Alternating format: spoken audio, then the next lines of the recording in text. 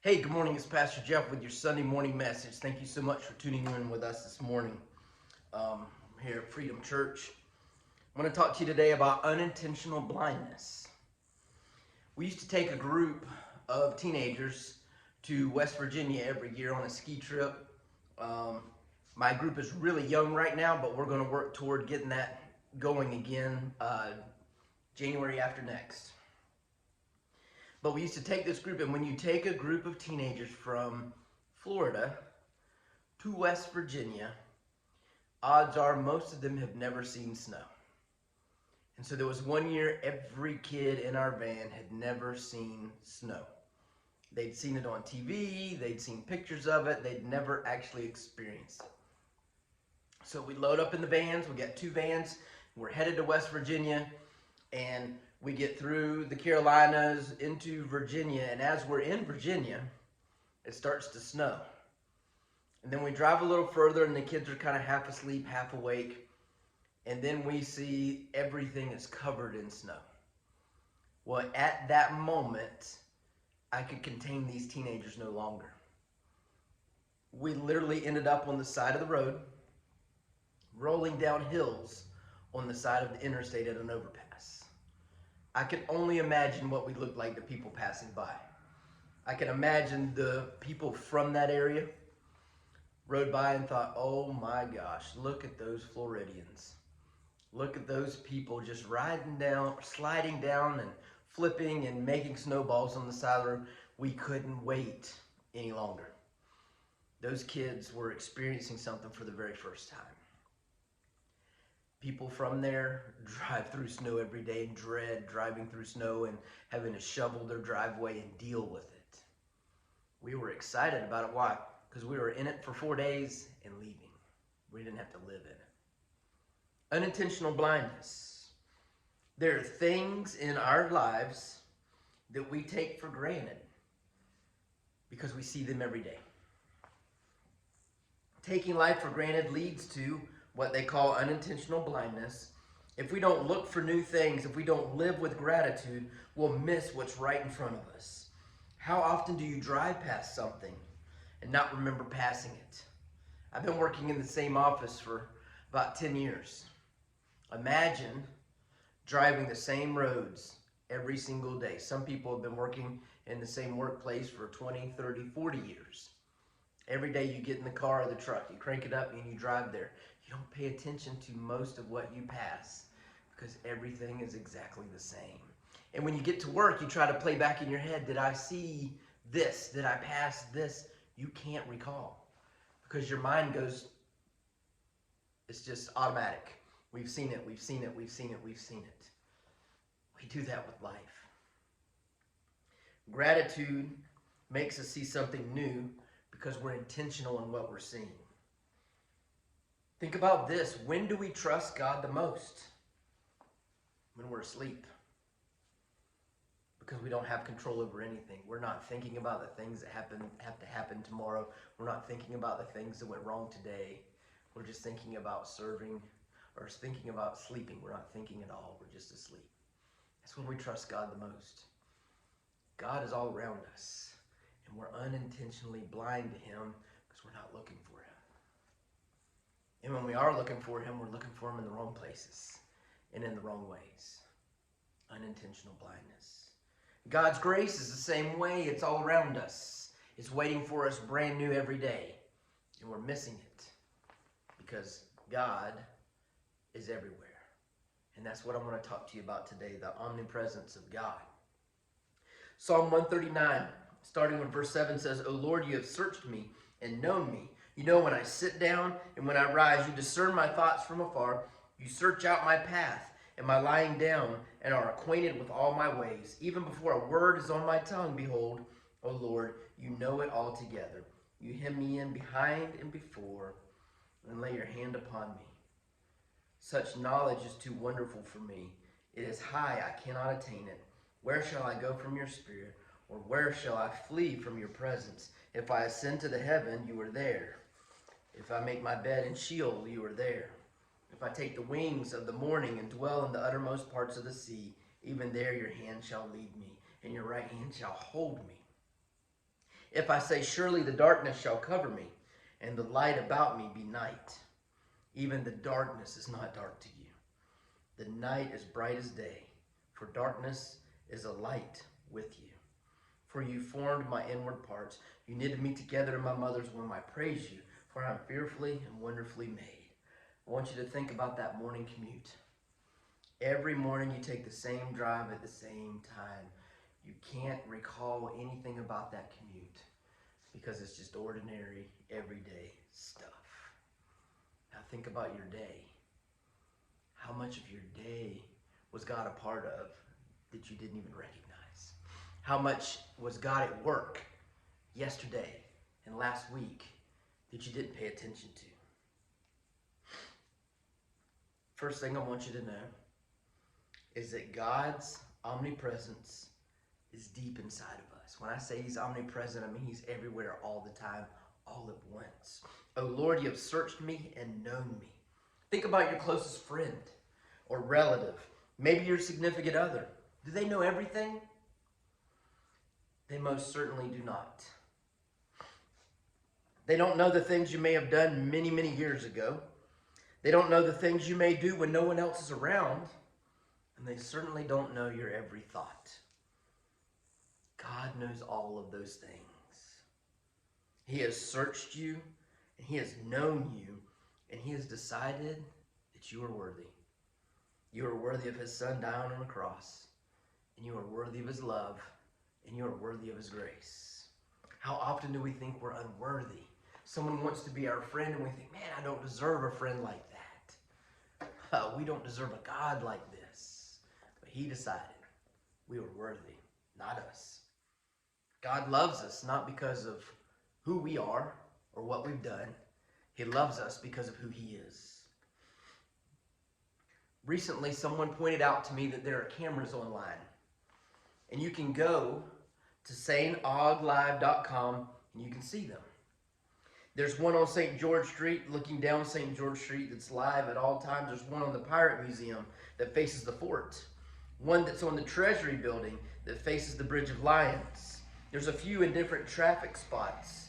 And probably the most entertaining one has got to be, there's one at a boat ramp. The Volano Beach boat ramp has a camera.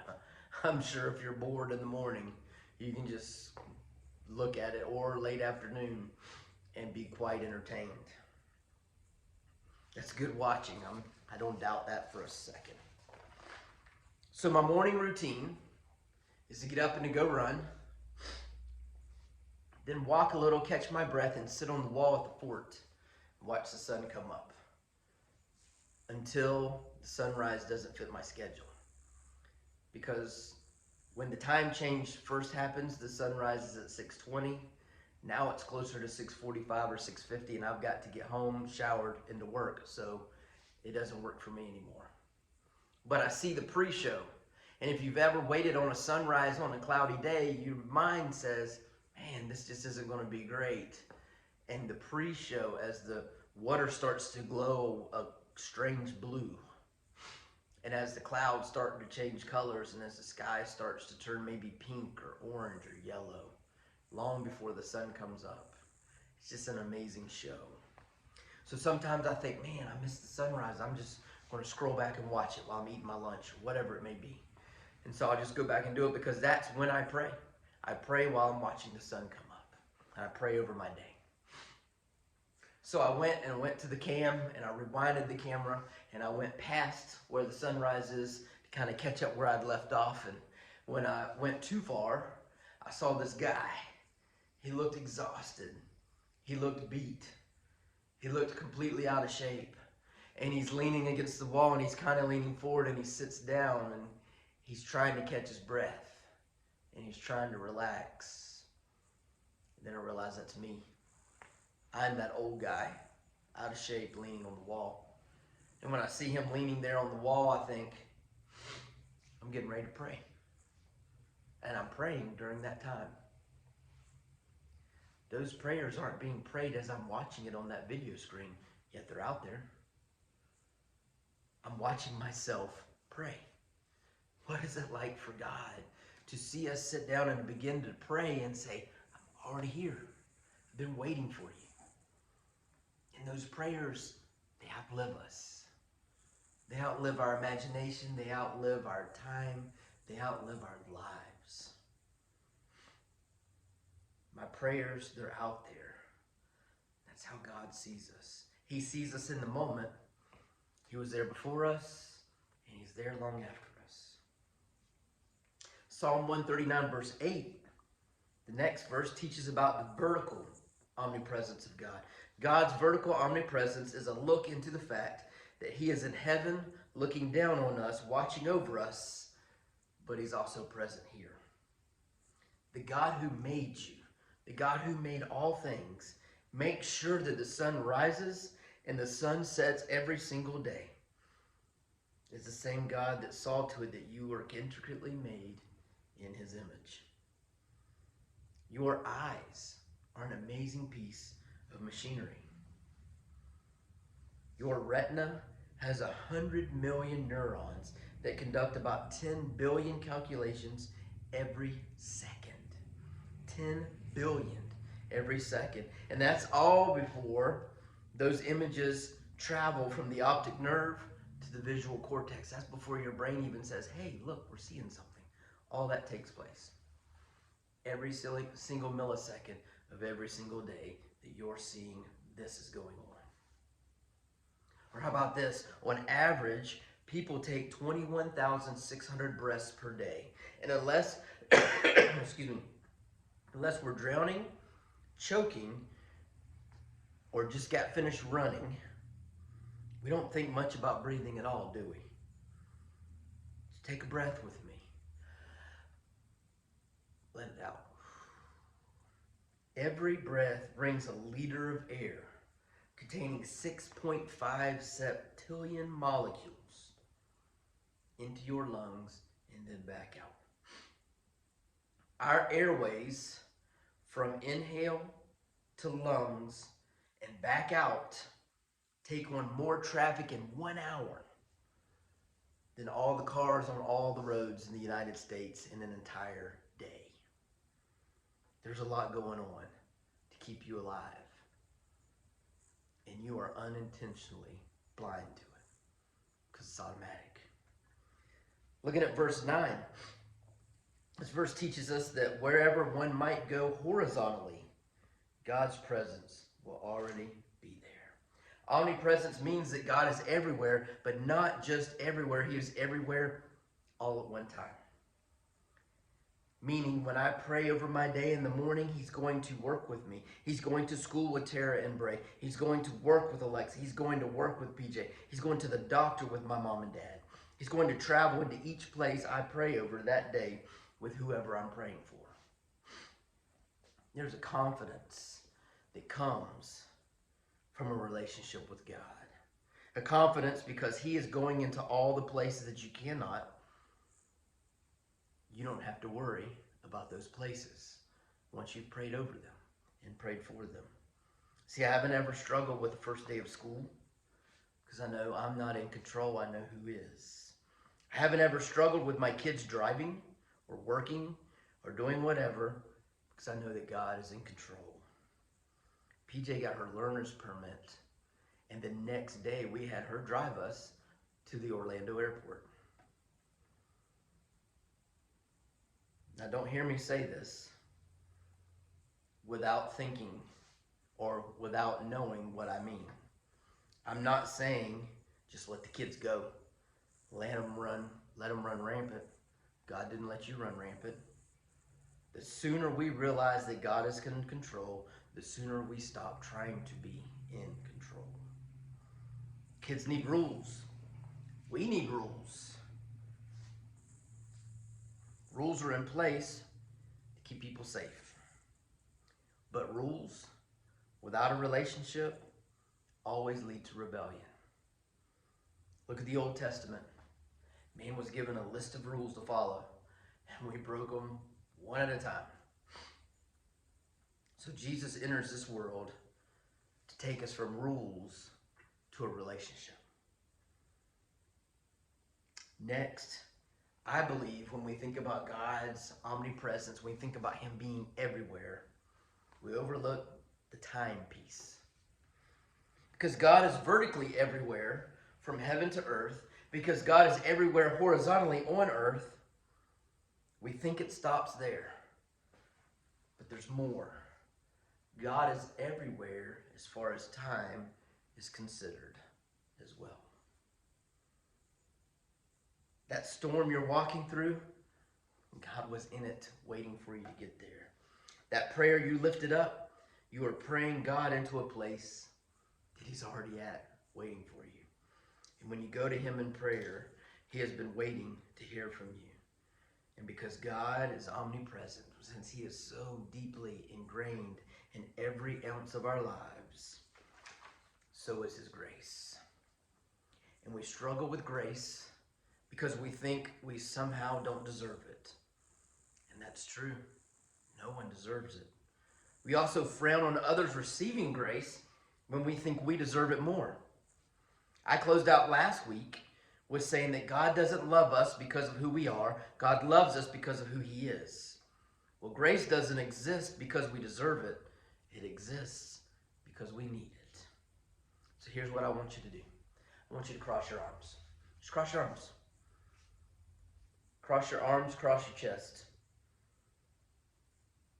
Did you know that you've crossed your arms millions of times in your life? And you always do it the same way? Switch it up. Feels weird, doesn't it? Feels uncomfortable, doesn't it? You're unintentionally blind to how you cross your arms. Let's do it with our hands. Clasp your hands. Clasp your hands together like this. You've done it millions of times. It happens so fast. You don't have to worry about missing, even if you're uncoordinated. You've done it millions of times and you always do it the same way. Take and lock your fingers just a little bit out of place. Now go the other way. Feels weird, doesn't it? Because it's not the way you normally do things. We, if we're honest with ourselves, we don't pay attention to God like we ought to, because we're unintentionally blind to all that He's doing around us. And we struggle with grace because grace makes us uncomfortable. A part of us thinks we don't deserve it, and that's true. A part of us thinks we don't need it because we're basically a good person, and that's false. And then there's another piece of us that thinks somehow, because we need it less, we deserve it more than someone who really needs it. Stop thinking because someone got a big break or got forgiven of some major thing that you think's worse than anything you've ever done, that you don't need grace. We all need it. We all need it equally. We all sin. Stop judging people for receiving grace when they sin differently than you. Have a great day and God bless.